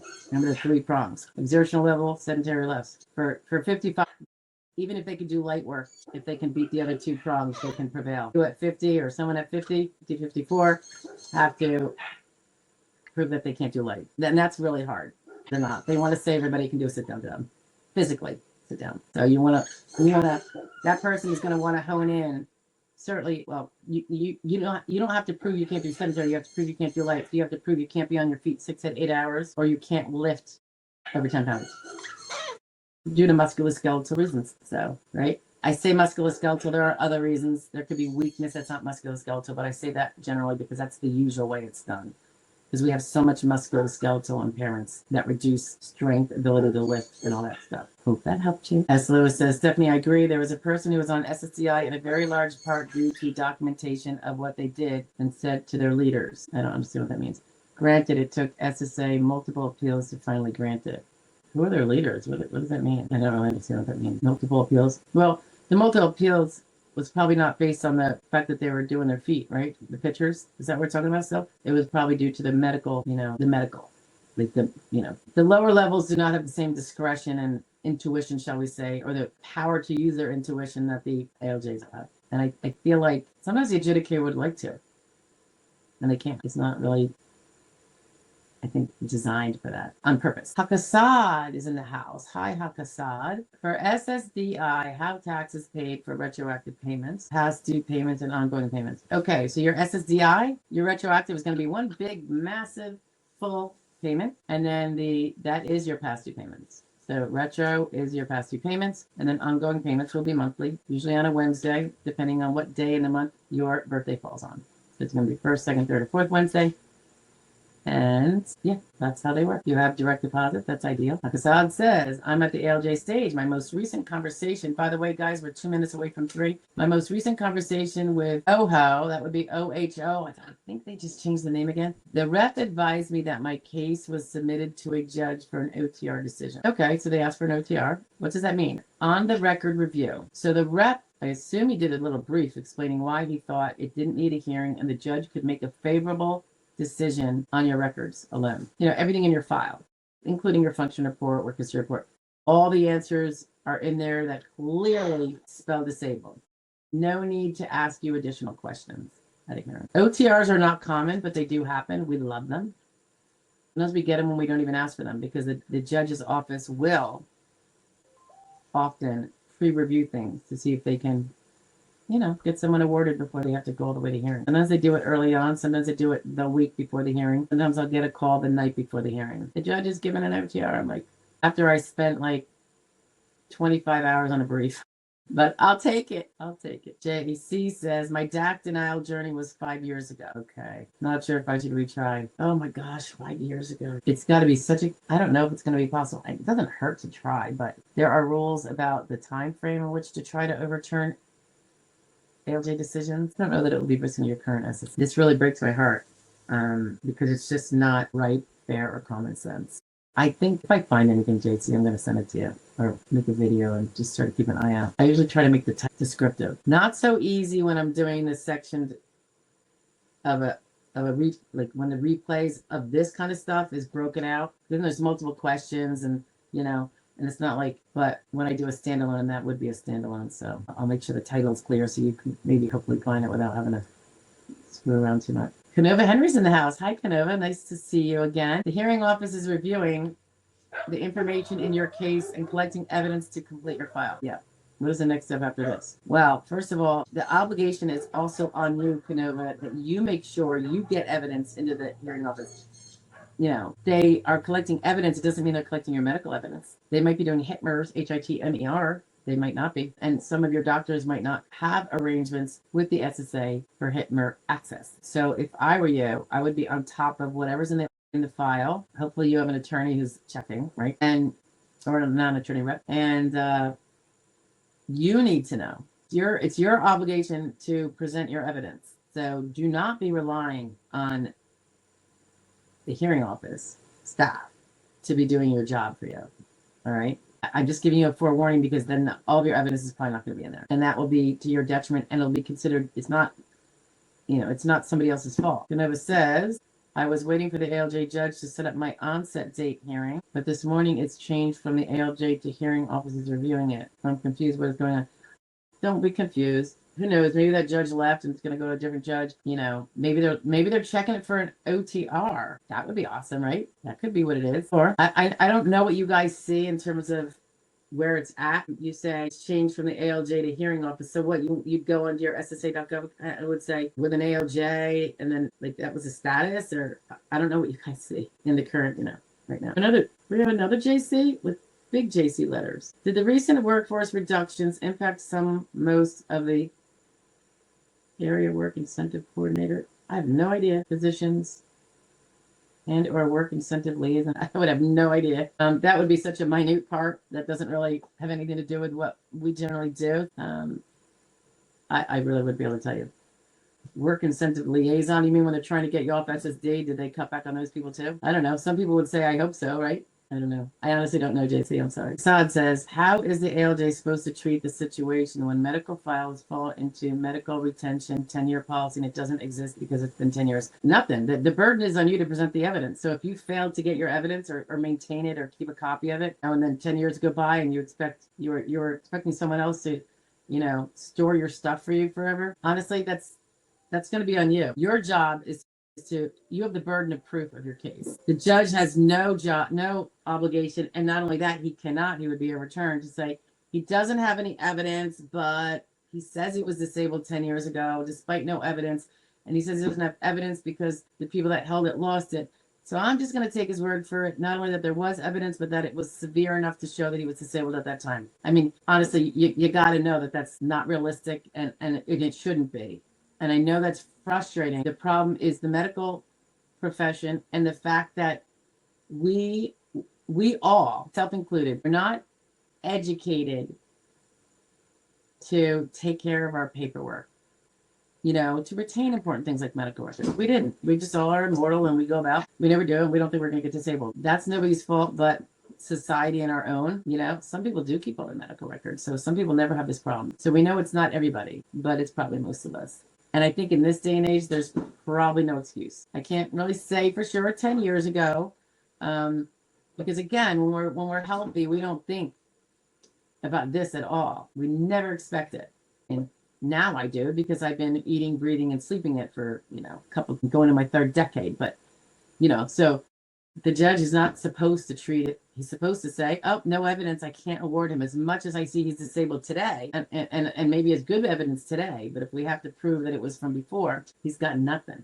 Nothing to prove it. He just wants everyone to believe him. And he's not even a medical expert. So how can we believe him? He's not even a medical expert himself. He's just a person, meaning you. Unfortunately, that's just reality. That's like gravity. It's no one's good, no one's bad. It just is what it is. It's gravity. You guys know what I mean when I say that? It's gravity. Gravity's not good. It's not bad. It'll hurt you if you don't, take care of yourself with it. But it's just a reality, natural reality.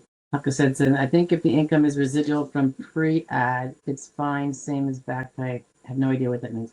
Sorry. Hey, Thankful Days Ahead is in the house. Hi, bud. Thankful Days Ahead. Hey, you. Hey, you back. Thank you for the message. You're welcome. Is it true military 100% P&T will perhaps be moved up during SSDI application review? I don't know about the review process in terms of CDRs and stuff, but they are prioritized. Do I see that making a big effect? Not so much, but technically they are in the front of the people that are not prioritized. So they're going to be, when they are put in a priority, they're at the back of the line probably of that priority line, but they are before all the other people that filed the same day, and maybe even after it or before. Does that make sense? It's priority. Our beloved 100% P&T guys and gals. Oh, Hakasad, you're talking about the feet thing. But regarding the feet thing, it depends if it's SSDI. Of course. Now, I think they were talking about SSDI, so we'll make sure that we're clear on that. SSI, any income you get from selling something to investment accounts to anything, income and or resources is going to be considered with SSI and whether it fits into the accountability. So yes, SSI, you can't do any of that. Period. Full stop. None. I mean, you can earn a little income, but if it's unearned income, which by the way, that would probably be if it's going to be a sale of owner's equity in a company that sells goods, small business, but you're not doing the work, that would probably be unearned income. And that's going to be dollar for dollar offset if it's taken in that vein. If it's earned income because it's wages and only $1 for every $2 you earn, so that the benefit of working is still felt. Don Gongon says the bird is the best view. Oh, really? I think I know what you're saying. She's sleeping, by the way. Look at her. Isn't she adorable? Adorbs. I just brought her in right before we started because she was really being loud. I could tell she was like, I haven't had her out. I mean, I've had her out, but like she was in here for maybe 2 hours yesterday when normally sometimes it's like all day. S. Lewis says, it's hypothetical. I'm not selling feet pics. Not yet anyway. You're so funny. You could do nostril picks. I have like a fetish for noses. I notice. It's not like a fetish. My family laughs at me. I always notice noses. I'm really good facial detail. So like I could see someone once, as long as I have a good look at them and have a reason to memorize their face, like we have a conversation, and then 20 years later, it's happened to me once where I saw a person 20 years later in a dark movie theater. I saw their profile and I said, oh my God, that's that guy from blah, blah, blah, from when we were teenagers at a party. Not kidding. So not kidding. Really, really good with the faces. And the names, not so much. Not the worst person with the names, but it's the faces. For some reason, my eyes and my memory just kind of, and it's funny because my husband is not good at it at all. And I'll laugh at him. Like, it'll be so funny. I'll be like, oh my God, do you think that's so-and-so? And he's like, I have no idea. I go, I think it is. Oh, you can't be right. I'm like, I think it is. I think that's blah, blah, blah. Someone we haven't seen him yet. And then I'll find out I'm right. Invariably, like 99% of the time. So that's not invariably, but very high percentage. Selling feet, nose, nostrils, ear holes and shapes. You could do a lot of weird fetishes. I bet. Not trying to give people business ideas. There are a lot of weird people out there that will have these fetishes, and that All you need is like 100,000 of them out of probably the millions to go to your site and boom, saying, maybe I'll do that for retirement purposes. I'm being funny here, guys, but I do mean it actually. Kasad says, hey, hey, they are going to receive a separate income reporting form. It depends, right? Or it could be they're going to have to show that someone else is, So if they read the 1099 is going to be tough. That's income to the business, but it should not. You know how the 1099s? I got to look at mine. The 1099s have. It might also be sale. I'm not sure. I'd have to take a look at it. Mine is always non-employee compensation. That's how the SSA does ours. That also could be a payment processor thing. Like, like you sell something on your website and you use PayPal, you have a PayPal button. PayPal is going to give you, if it's over a certain amount, the amount. That doesn't mean you earned it from work activity at all. Could be selling goods. There's a lot to it. I agree. And I'm not, you might be more of maybe you're a tax professional and I'm not. I have that whole little bit of knowledge is a dangerous thing. I just kind of know when you got to go check. Check that. Can't give you the answer, but I know it's an issue or a potential issue. Oh, the 855 video was member only. Yeah, they all start out that way. Thankful, actually, the members, because I won't put out on purpose more than one video a day of the pre-recorded, so as not to be overly annoying. So when I do them, click on the members can see it, and then it has a date where it will be in the queue for going out on the rest. So if it's still members only, it just means I'll have to double check, but that just means it hasn't been queued for it's waiting in line, So that could be. It will eventually be for sure public, not just members. Hey, we got Hall Jr. in the house. Hi, Hall. Is that Hall? How hard is it for a child with autism and on SSI to transition to adult SSI?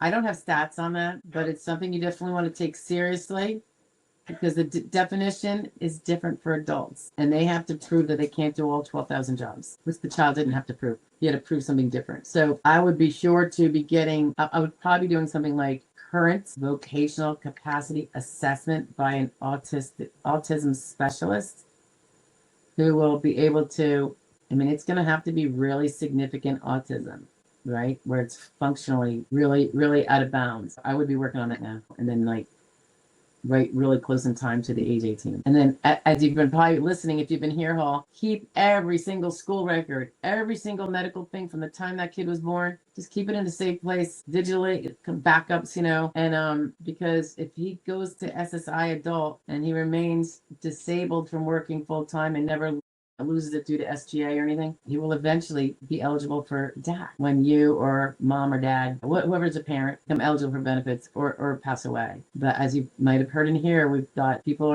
don't have those records. And now, even though they've been on SSI the whole time, and common sense would say, more than common sense, reality said, the SSA said you're still disabled all those years. They don't have the records. They're shutting them down. At least they were 5 years ago, right? JC, Shep Dad is in the house.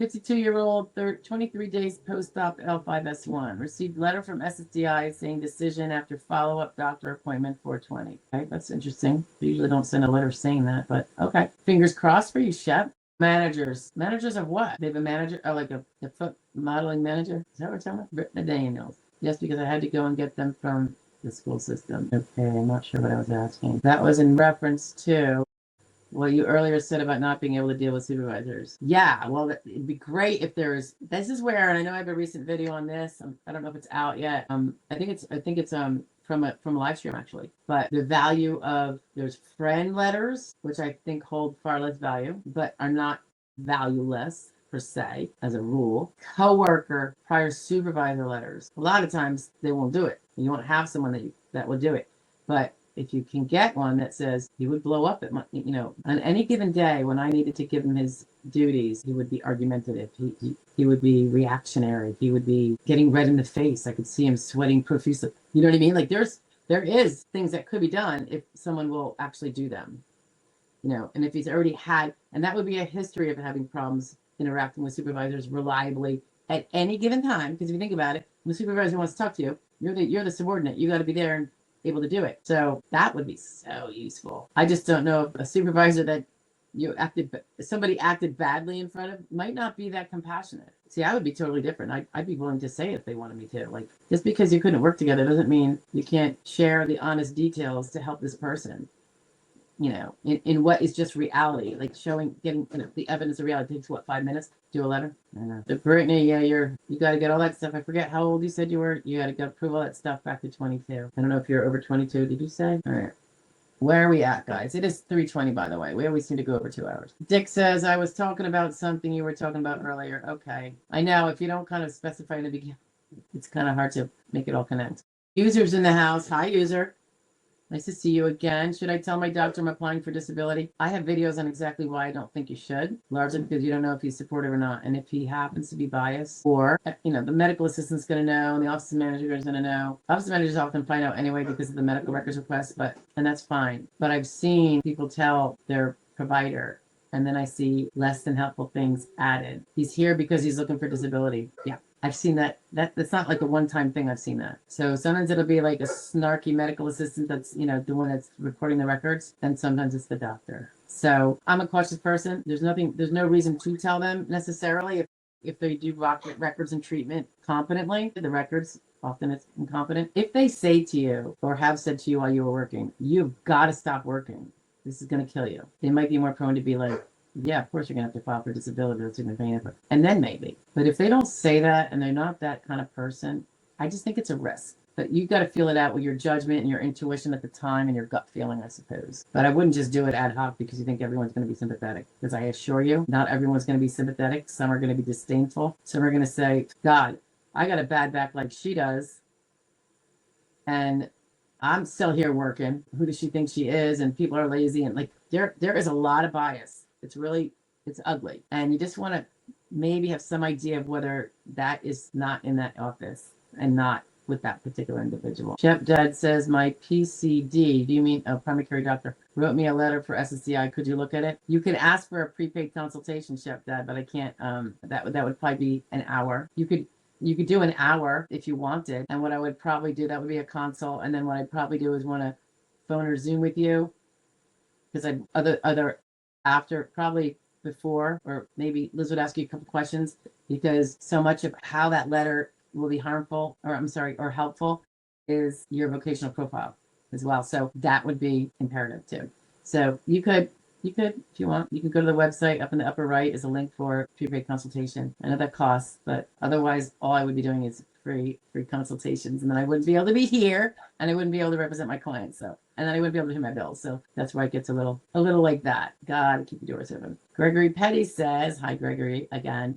My mom got my IEP records from the Lowndes County school system here in Georgia. Melinda says those my IQ report from my psychologist. We also told the SSA at the time on my application that I was born premature at Shands Hospital in Gainesville, Florida, back in 1988. Then 5-6 months later, I was approved for SSDI in 2020. Yeah. Oh, so you're approved for SSDI. So you don't have a pending claim, right, Gregory? Forget what your backdrop sitch is. 2020. So you were approved. So you were able to work a little bit. So you're not totally not able to work, right? 88 to 2020. Oh, so something more must have happened to you. You were able to work, and then maybe you were just under SDA the whole time, because you're still going to get an SSDI benefit. Kubi Dreams, how are you, Kubi? You're late to the game, my friend. Thankful Day says, thank you. You are welcome. Dimple's back. Dimple, you're so awesome. User goes on to say, I haven't had substantial income since 2011 due to disability. My DLI was 2017. Oh, that's painful. So you didn't even have insubstantial income in which to push out your DLI. That is my greatest wish for everybody, to be able to make sure the DLI is ahead of them and not behind them. User goes on to say, I had some self-employment income in 21-22 that I haven't filed taxes on. Okay, that's a problem for other reasons. I wouldn't be saying that out here, user. Maybe I'll delete that just in case. Okay.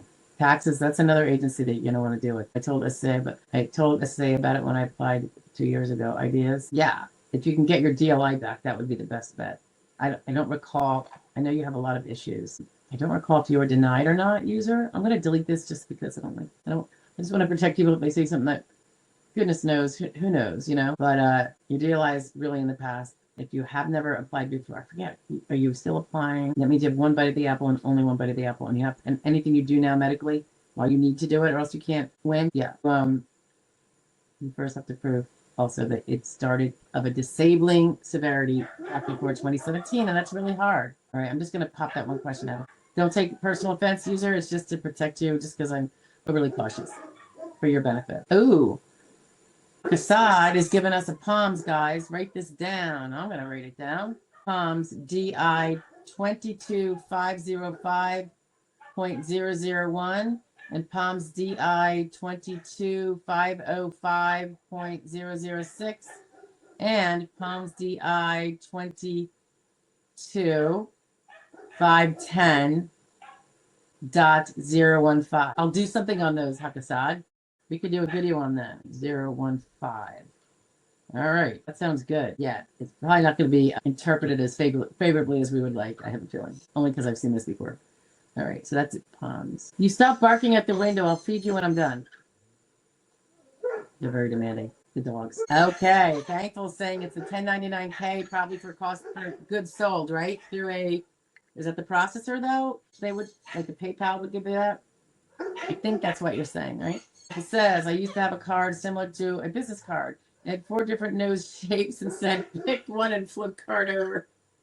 The back said, now that you've picked your nose, what are you going to do with it? Oh, funny. You know, my dad always tells the story. This is just funny, guys. He was driving. My dad's been passed away for over 20 years. So when I was a kid, he would tell the story. He and Uncle Jim, who was a very close family friend, we used to call him Philadelphia Jim because he lived in the Philly area. And we were close family friends. Their kids were a little bit older than us kids, but my dad and this guy were like this.